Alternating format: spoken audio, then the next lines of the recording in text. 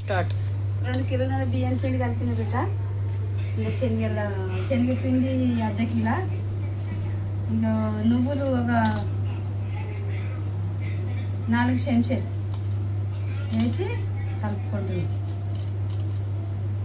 ఇది అయినాక ఇంకేం వేస్తా అంటే ఓం వేస్తా. ఓం ఒక 3 చెంచాలు, 3 చెంచాలు ఓమ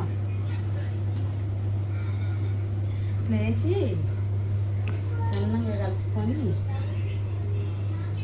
ఇంకా జీలకర్ర ఏమన్నా 2 చెంచాలు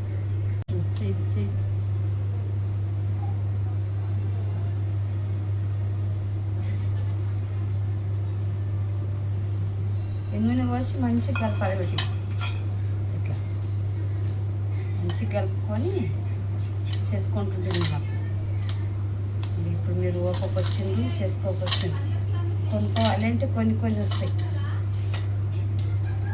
ఇట్లా చేసి పెట్టుకుంటే పిల్లలకి కానీ మీకే కానీ పుట్టి పిల్లలు కట్టిస్తున్నారు చాలా పిల్లలకు.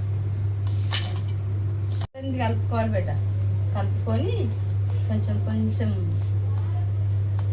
చేయాలి.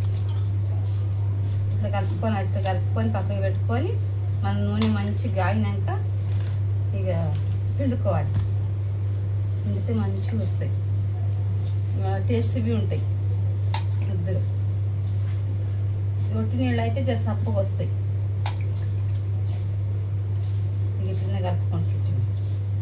ఓపకి ఏం చేస్తాం, గొరెచ్చి నీళ్ళతో కలుపుకోవాలి బట్టి మంచిగా అవుతుంది నెమ్మదిగా.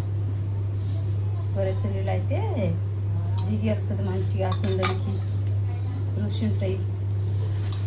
ఇక తింటవి జర పిల్లలు కానీ మీరే కానీ తింటే మంచిగా ఉంటాయి. 2 రోజులు ఆగుతాయి. చల్లటి నీళ్ళు అయితే సప్పగా అవుతాయి, మంచిగా ఉంటాయి.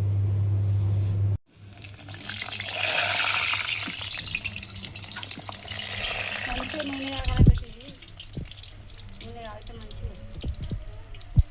జర కాగబెడితే నూనె రావు. ఇంకో వాయి 5 సెకండ్లు